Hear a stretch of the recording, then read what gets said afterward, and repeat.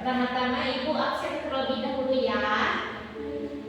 Lili Aryani, Alia Fitriani, Winda, Mahrita, sebelum kita mulai pembelajaran, alangkah baiknya simpan dulu terlebih dahulu HP-nya, terus simpan HP-nya yang tidak perlu di atas meja, simpan terlebih dahulu, terus siapkan pensil atau pulpen dan bukunya. Sebelumnya kalian sudah mengetahui kan apa pembelajaran kalian minggu kemarin? Sudah Bu. Apa? Tentang mempertahankan kejujuran sebagai kepribadian Bu. Baik, hari ini kita akan mempelajari sumber hukum Islam. Ada yang sudah mengetahui apa itu sumber hukum Islam? Baik, di sini Ibu akan menjelaskan terlebih dahulu apa pengertian dari sumber hukum Islam. Sumber hukum Islam adalah pedoman dan rujukan yang digunakan untuk menentukan norma-norma hukum dalam Islam. Sumber hukum Islam juga disebut sebagai dalil-dalil hukum Islam, pokok hukum Islam dan dasar hukum Islam. Selanjutnya, sumber hukum Islam ada 4, yaitu Al-Quran, hadis, ijma, dan qiyas. Masuk ke yang pertama, yaitu pengertian hadis. Pengertian hadis adalah segala sesuatu yang disandarkan kepada Nabi Muhammad SAW, baik berupa perkataan, tindakan maupun persetujuan. Hadis berfungsi sebagai sumber hukum kedua setelah Al-Quran dan memberikan penjelasan tujuan tentang ajaran Islam. Selanjutnya yaitu fungsi dan kedudukan hadis. Fungsi hadis yang pertama menjelaskan dan memperinci ajaran yang terdapat dari dalam Al-Quran. Yang kedua, memberi contoh kontrol tentang penerapan ajaran Islam dalam hidup sehari-hari. Yang ketiga, mengatur aspek-aspek yaitu mengatur aspek-aspek ibadah dan muamalah interaksi sosial. Selanjutnya yaitu yang terakhir, kedudukan hadis. Hadis memiliki kedudukan yang penting dalam Islam sebagai sumber kedua setelah Al-Quran. Hadis yang sahih atau valid menjadi pegangan bagi umat Islam dalam memahami dan melaksanakan ajaran Islam.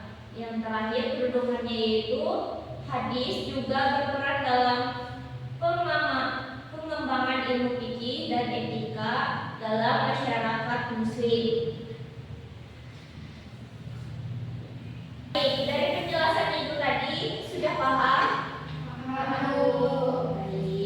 Selanjutnya Ibu akan membagi kelompok menjadi 4 kelompok. Jadi kalian masing-masing ya. Di sini Ibu akan membagikan kartu. Jadi di sini kalian akan mencari jawabannya.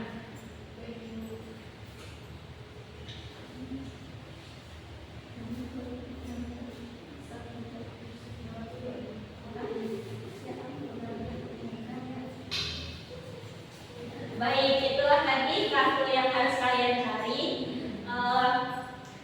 Dipersilakan kepada kalian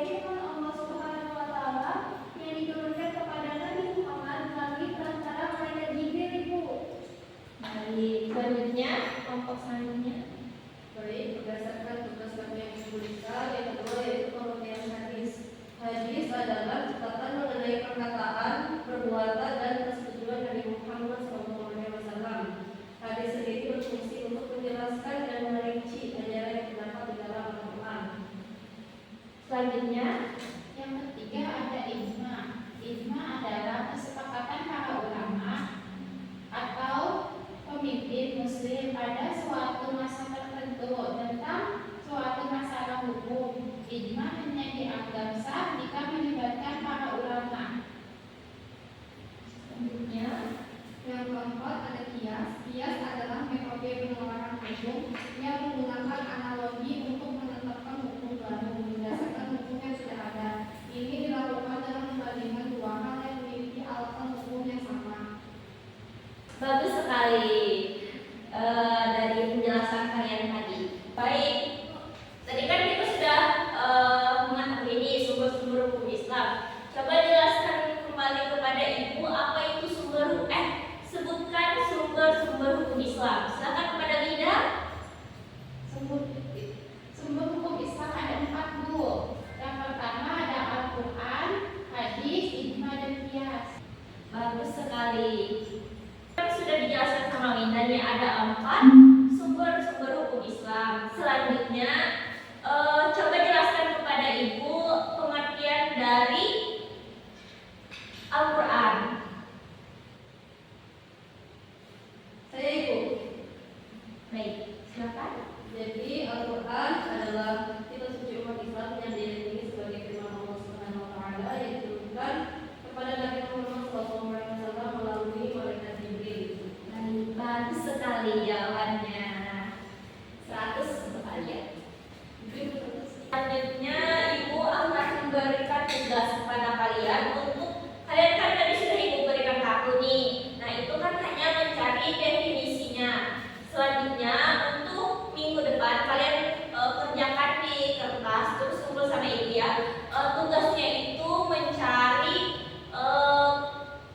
Al-Quran, fungsi Al-Quran, terus mencari kedudukan Al-Quran, kedudukan kias dan fungsi kias, dan yang terakhir yaitu kedudukan ijma dan fungsi dari ijma.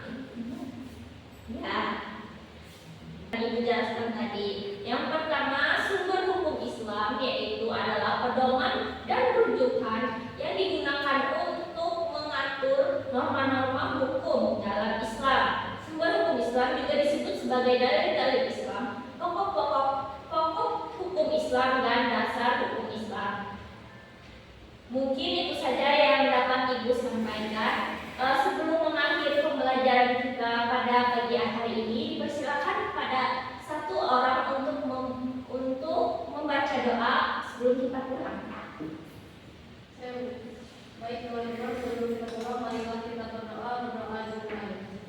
Bismillahirrahmanirrahim. Wal 'asri innal insana lafi khusr illa alladziina aamanu wa 'amilus shalihati wa tawassaw bil haqqi wa tawassaw bis sabr. Mungkin itu saja yang dapat ibu sampaikan untuk pembelajaran pada pagi hari ini. Kurang dan lebihnya ibu mohon maaf. Wabillahi taufiq wal hidayah. Wassalamualaikum warahmatullahi wabarakatuh.